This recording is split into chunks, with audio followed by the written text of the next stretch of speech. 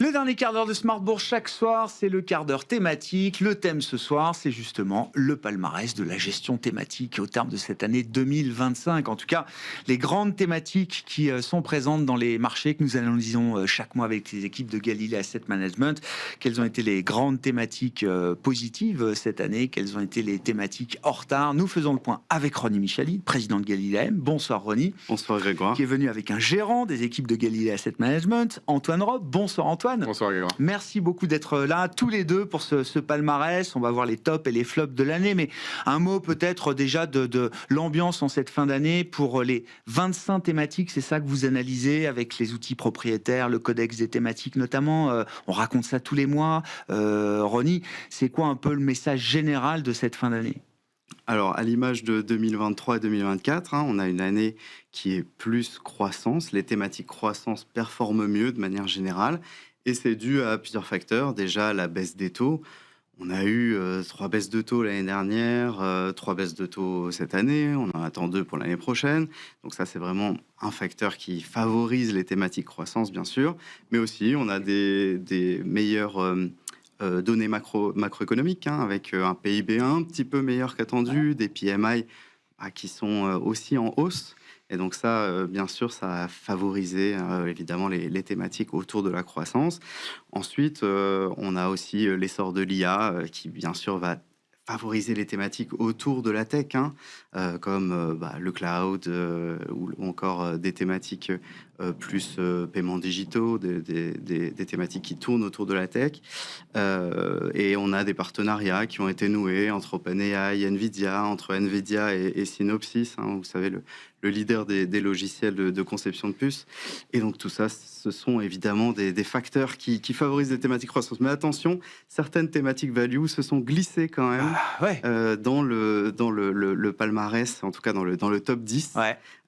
Et on a quand même une année qui est pas non plus à 100% sur la croissance, mais un petit peu aussi sur la value. Oui, on l'a vu en Europe. Et globalement, sur 25 thématiques, quelles sont celles combien il y en a qui ont bien fait, de votre point de vue, Ronnie ? Alors, il y en a 10 qui surperforment le MSCI World, D'accord, ok. Mais elles le surperforment beaucoup. C'est-à-dire, si on prend le palmarès, par exemple, la thématique exploration spatiale, plus 56%, versus la performance du MSCI, c'est quand même beaucoup plus. Et les thématiques qui sont en dessous, elles sont un petit peu en dessous. Ouais, je comprends. Il y a une forme d'asymétrie. C'est un peu en marge d'escalier. Quand il y a la surperformance, c'est massif. Quand ça sous-performe, ça reste léger par rapport à l'indice de référence mondial, en l'occurrence. Tout à fait. C'est ça. Bon, allons-y. Exploration spatiale, Antoine. Donc, c'est le haut du podium, la première place sur le podium, avec une perf de plus de 55% depuis le 1er janvier. Qu'est-ce qu'on peut dire de cette thématique, Antoine ? On peut dire que c'est une deuxième année sur le podium. Déjà, l'année dernière, c'était la meilleure thématique de 2024, avec plus 42%, plus 56% cette année. C'est vraiment une thématique qui reste en vogue aux yeux des investisseurs, qui est assez récente. On n'en parlait pas autant il y a quelques années. Aujourd'hui, c'est une thématique qui profite, on va dire, des forts investissements des États. Les États vont plus directement aller dans la NASA, dans l'ESA, ils vont passer par des acteurs privés. Ça apporte des flux, ça apporte une pérennité dans les contrats aussi, ça apporte finalement, ça permet à de nombreux acteurs d'émerger. Donc on a tout un écosystème qui est en train de se construire et qui profite de cette dynamique. On a des changements structurels aussi, on n'a plus seulement l'espace pour aller sur diverses planètes, on a des besoins de télécommunications, de réseaux 5G, d'imagerie aussi. Je pense à Planet Lab qui, avec des nanosatellites, vont être capables de modéliser la Terre pour faire des études de topographie, d'hydrographie. Planet Lab, c'est quand même plus 350% depuis le début de l'année, c'est énorme. De manière générale... c'est les promesses, ça. Oui, mais bien sûr. On a beaucoup, voilà, c'est vrai. C'est des valeurs, on achète le futur. C'est sûr. Bon, de manière générale, les fondamentaux sont quand même bons. Croissance du chiffre d'affaires attendue sur les 3 prochaines années, 9% par an. Pour la thématique ? Pour la thématique, dans sa globalité. On regarde la moyenne des acteurs, des sous-jacents. Pour les bénéfices par action, on a 13% par an. On a des acteurs très typiques. Rocket Lab dans les lanceurs, c'est du 20%, voire du 40% attendu par an dans les prochaines années. Donc, de manière générale, on a une thématique qui est devenue, excusez-moi pour le jeu de mots, mais un univers d'investissement à part entière et qui profite de cet engouement, de cette nouveauté et puis de l'actualité. On a l'IPO aujourd'hui de SpaceX l'année prochaine. Exactement. On verra combien ça pèse dans la thématique exploration spatiale, mais ça peut faire exploser tous les compteurs et tous les ratios effectivement de mesure de cette thématique. La thématique qui arrive juste après, mais vraiment au coude à coude, Ronnie, c'est la thématique des énergies propres. Qui signe un peu son retour quand même. Exactement. On était un peu sur courant alternatif, on va dire, pour cette thématique. Il y avait eu la bulle green qui s'était dégonflée un peu violemment. Absolument. En fait, et là, on revient un peu dans le jeu, quoi. C'est le retour en grâce, clairement, de cette thématique que personne n'attendait, puisque après l'élection de Donald Trump, on pensait effectivement qu'il allait couper les budgets, etc. Mais en fait, ce qui a sauvé un petit peu cette thématique, c'est que l'IA génère une demande d'énergie qui est très importante. Et donc, du coup, le Congrès américain, même s'il y a certains avantages fiscaux qui ont été supprimés, etc., n'a pas coupé les fondamentaux de cette thématique, loin de là, puisque on a effectivement toujours besoin de plus d'énergie, et notamment avec le développement de l'IA et de tout ce qui est autour de l'IA, bien sûr. Donc, évidemment, une super performance en 2020, plus 132%. Ouais, c'était la meilleure performance de toutes les thématiques qu'on regarde depuis des années. Voilà. Et après, beaucoup plus compliqué. Et globalement, voilà, cette année, on a un retour en grâce. Alors, plus 51%. L'année dernière, on n'était pas non plus catastrophique. On était à moins 13, mais c'était une bonne année. Voilà. Moins 22 l'année d'avant encore.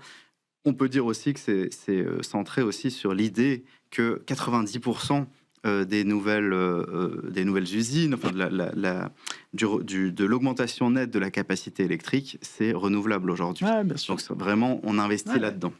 Bon, et ça se paye pas cher. Alors voilà, c'est ça. On n'est pas revenu sur les niveaux de valo de la bulle, bien sûr. Il y a une normalisation des ratios de ce point de vue-là. On était à 40 fois, on n'est plus qu'à 20 fois. Ça se paye moins cher que la MSCI World.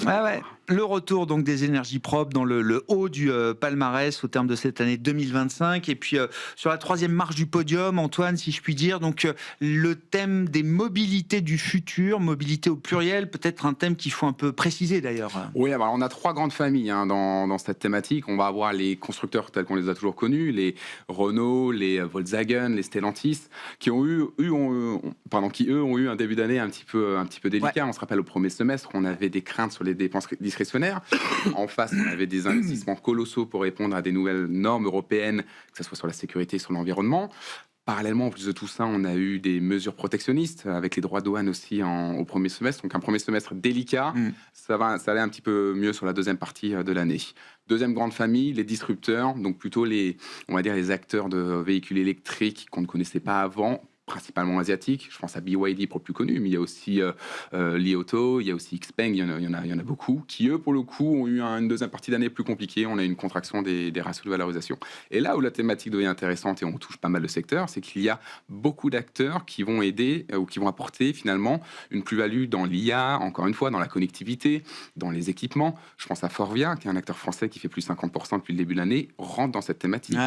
Tous les acteurs aussi dans le stockage de l'énergie, je pense à Delta Electronics, qui est un acteur taïwanais dans la gestion d'énergie. En Amérique, on a QuantumScape, qui va faire des batteries à lithium pour véhicules électriques. Et c'est des performances. QuantumScape, c'est plus 130% depuis le début de l'année. Donc, voilà, c'est très... il y a beaucoup de disparités de la thématique, mais dans sa globalité, ça a été une belle année. Effectivement, plus de 30% de performance. On en vient au flop 2025.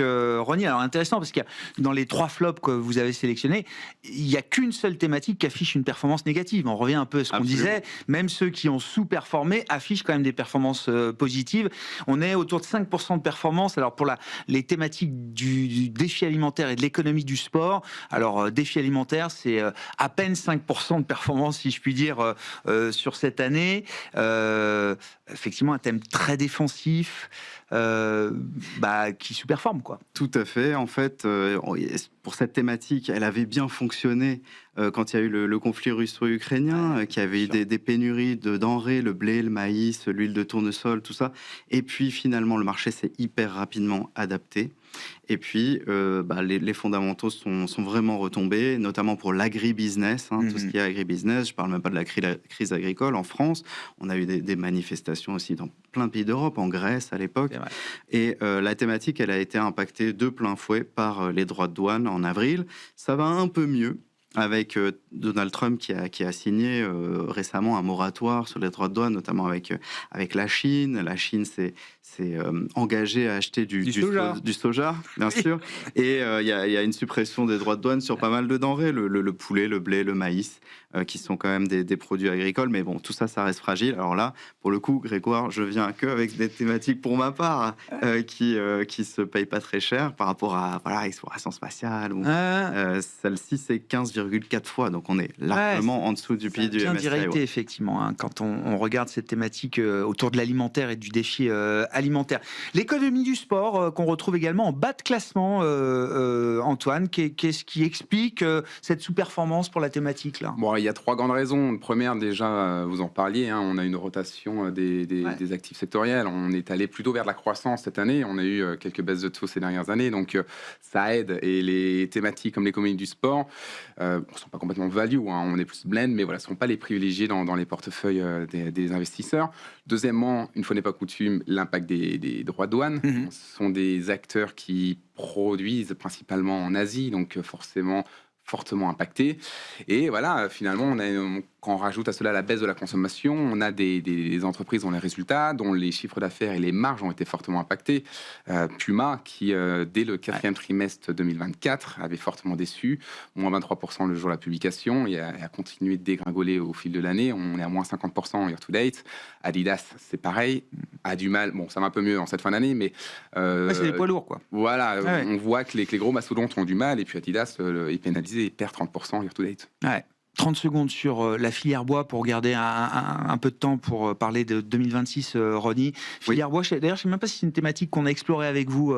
Bon, moins 6,5%, mais peut-être que ça vaudra le coup d'en parler, d'en faire un quart d'heure thématique plein pour expliquer. Mais qu'est-ce qu'on trouve dans cette filière bois là? Absolument. Alors, bon, concernant cette, on va dire, économie du bois, franchement, effectivement, 30 secondes, ça suffit, puisque ça a très mal marché ces dernières années.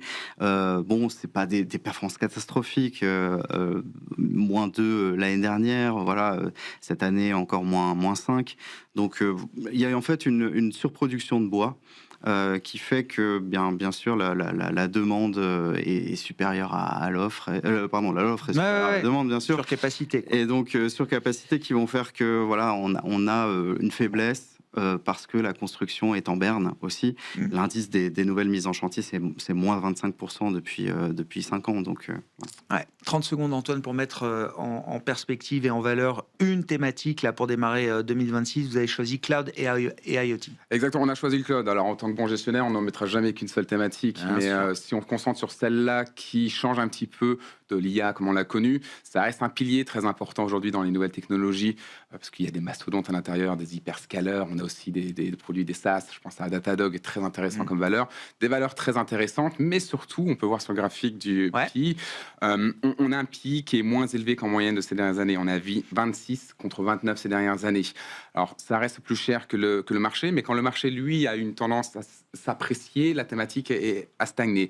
Le chiffre d'affaires, incroyable, on attend 11% de croissance sur les 3 prochaines années pour la thématique, 24% pour les bénéfices par action. Elle fait partie des meilleurs, donc ça reste une très belle thématique. On aura l'occasion d'en reparler en 2026. Merci beaucoup, messieurs. Merci d'être venus nous présenter ce palmarès des thématiques. Ronnie Michali et Antoine Robe, Galilée Asset Management dans un dernier quart d'heure de Smart Bourse.